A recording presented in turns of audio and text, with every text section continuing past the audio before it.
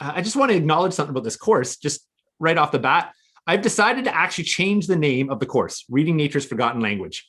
And I wish I decided this 6 months ago or 8 months ago, because I've invested quite a bit in the branding, in the videos, in the workbooks, and now I need to redo a bunch of it. But I think it's important that we speak to this really quickly right now. So when I first came up with the name Reading Nature's Forgotten Language, I was really excited about it because to me, there was just this idea of great mystery in the name, this idea of possibilities of relationship and human potential in the name. So we went along and we started creating all the content and we made the logo and, did the fun intros and all of that kind of stuff.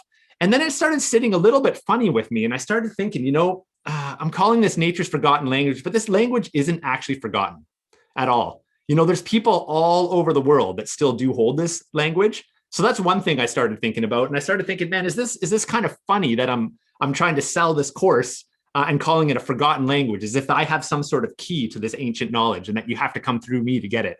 And that actually didn't really sit right with me when I started kind of thinking about that. I don't call myself an instructor or a teacher. I call myself a mentor. I'm always learning myself. And that's the one thing I love about these calls and the way we do the courses, that we're actually learning together. And I have a skill set around mentoring. I don't by any means have the key to something that's not accessible unless you come through this course.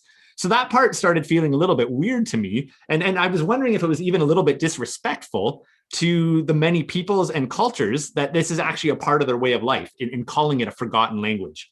The second part that came up, and ironically, this just happened the other day. So I was chatting with a good friend of mine who is the Anishinaabe background. And she said to me, it's kind of funny the way this went, because I was already thinking, I don't know if I like the name, but I've put so much into creating this course. And she says to me, hey, Chris, I want to chat with you about the name of the course. And instantly I was like, oh no, I totally know where she's going with this. And, I don't want to bring a lot of politics into this course. It's not my intention at all.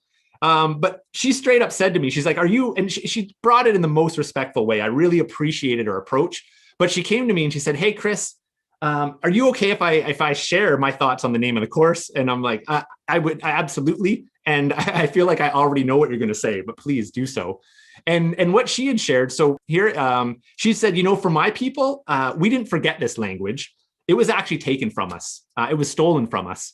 And many things happened to our culture that changed our relationship with the land and brought us to a place that this wasn't part of our daily lives anymore. And when you say that it was forgotten, to me, it feels like that doesn't actually tell the truth of the story with my people specifically. And you know what? My response to her was absolutely. And as you say that, I completely respect your opinion on that. Having her brought that up and having the pieces that I was already thinking as it relates to this, even though we've invested a bunch of money and all of this stuff, we're going to actually change the name of the course. So again, I don't intend to bring a lot of politics into this course, but at the end of the day, politics are relevant. And as we dive into this realm of connection and land, I think it's just important to be, transparent about some of these pieces. And I think there's some good teachings in some of that, So I hope everyone understands where I'm coming from there. And I appreciate you for just hearing me out there tonight. It felt really important to me to kind of share that with our group right now. So